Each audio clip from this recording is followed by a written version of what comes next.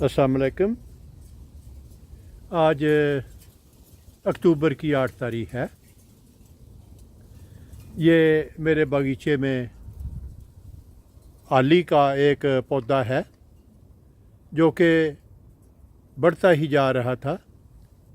तो कुछ अर्सा पहले मैंने इसे पैमद लगाया था।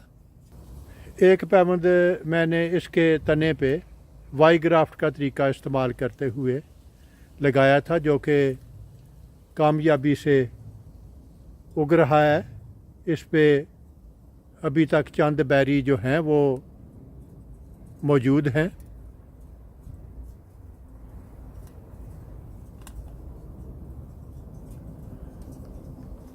और इसी दरख्त पे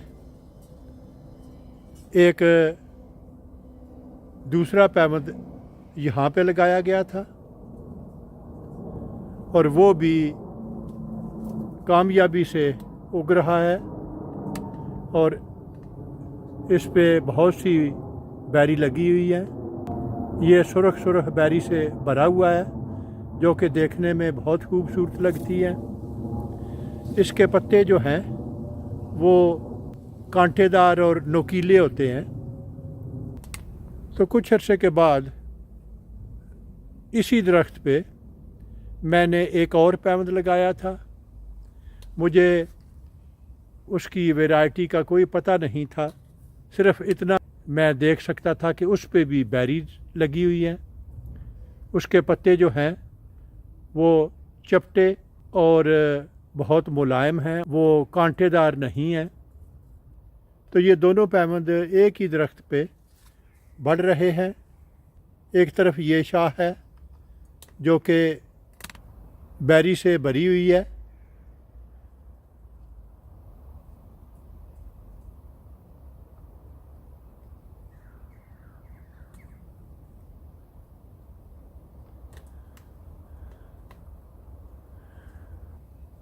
और अगर आप गौर से देखें तो इसके पत्तों पे कांटे नाम की कोई चीज़ नहीं है, जबकि इसी दरख्त की जो दूसरी शाह है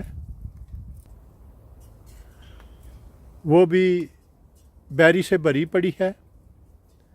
और इसके पत्ते अगर आप गौर से देखें तो ये नोकीले और कांटेदार से हैं। हो सकता है इन दोनों में कोई ना कोई ताल्लुक हो। अगर ऐसा ना होता तो शायद ये पैमद ही कामयाब ना होता। हो सकता है इन दोनों का ताल्लुक एक ही फैमिली से हो।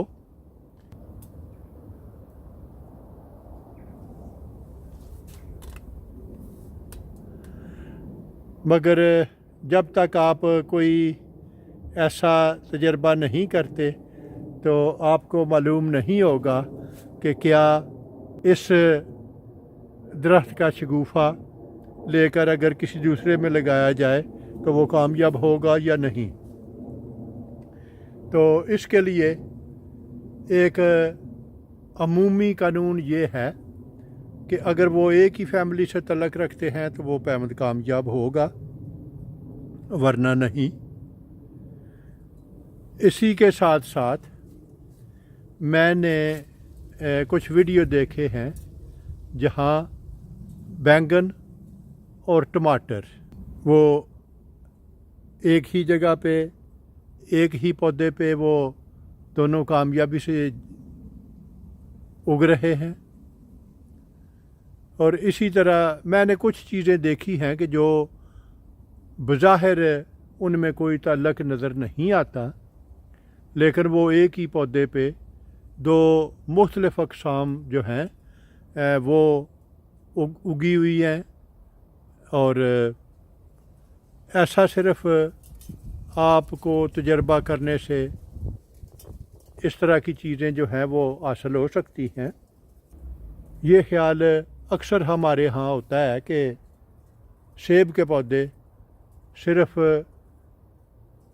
ठंडे इलाकों में और पहाड़ी इलाकों में जहाँ बहुत ज़्यादा बर्फ़ पड़ती है सिर्फ़ वहीं हो सकते हैं। एक चैनल है जो शुरू में उनकी एक नर्सरी थी अमेरिका की एक रियासत में, تو انہوں نے ابھی پچھلے چند سالوں سے افریقہ کے کچھ ممالک میں ایک اور برانچ کھولی ہوئی ہے اور وہ کامیابی سے وہاں اگا رہے ہیں سیب کے درخت، اور وہ سیب کے درخت پھل بھی دے رہے ہیں، ان پہ پھول بھی لگ رہے ہیں، حالانکہ وہاں کوئی اتنی زیادہ سردی بھی نہیں پڑتی، کوئی برف باری نہیں ہوتی، گرم علاقے ہیں، بارشیں بھی ہوتی ہیں، اور ان کا موسم جو ہے وہ بالکل ان پہاڑی اور برفیلے علاقوں سے بالکل مختلف ہے۔ میرا تعلق چونکہ پنجاب سے ہے تو میرے دل میں بہت خواہش تھی کہ میں بھی گجرات اور اس کے نواحی علاقوں میں وہاں پہ تجربہ کروں۔ ایسا تو نہیں کر سکا، وہ خواہش دل میں ہی رہ گئی۔ میرے خیال میں یہ کوئی ایسی ناممکن چیز نہیں ہے۔ اگر افریقہ کے کچھ ممالک جہاں گرمی پڑتی ہے وہاں سیب اگائے جا سکتے ہیں تو ہمارے علاقے میں کیوں نہیں ہو سکتے؟ میرا خیال تو یہ ہے کہ جب تک کوئی مجھ جیسا سر پھرا تجربہ نہ کرے اس امکان کو بالکل نظر انداز نہیں کیا جا سکتا۔ میری خواہش ہے کہ کوئی آدمی پنجاب کے مختلف علاقوں میں بھی تجربات کریں اور وہاں پہ بھی سیب اگائے جا سکتے ہیں۔ جس چینل کا میں ذکر کر رہا ہوں ان کی نرسری جو ہے وہ افریقہ میں یوگنڈا اور اس کے نواحی ممالک میں کافی حد تک کامیابی سے اپنا بزنس چلا رہے ہیں۔ میں نے ان کے ویڈیو دیکھے ہیں اور میں نیچے اس کا لنک بھی ڈال دوں گا۔ تو مجھے بہت اچھا لگا ان کا یہ تجربہ۔ تو میرے خیال میں اگر کچھ صاحبان ہمارے ہاں بھی ایسے تجربات کریں تو کامیابی مل سکتی ہے۔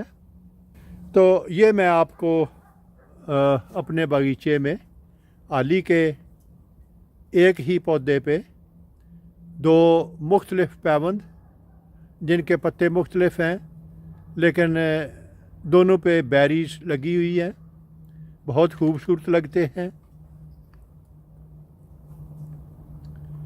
ایک یہ ہے جو کہ حالی کے پتے اور آلی جیسی وہ بیریز ہیں، اور دوسری جو شاہ ہے وہ اس سے بالکل مختلف ہے، حالانکہ اس پہ بھی بیری لگی ہوئی ہیں۔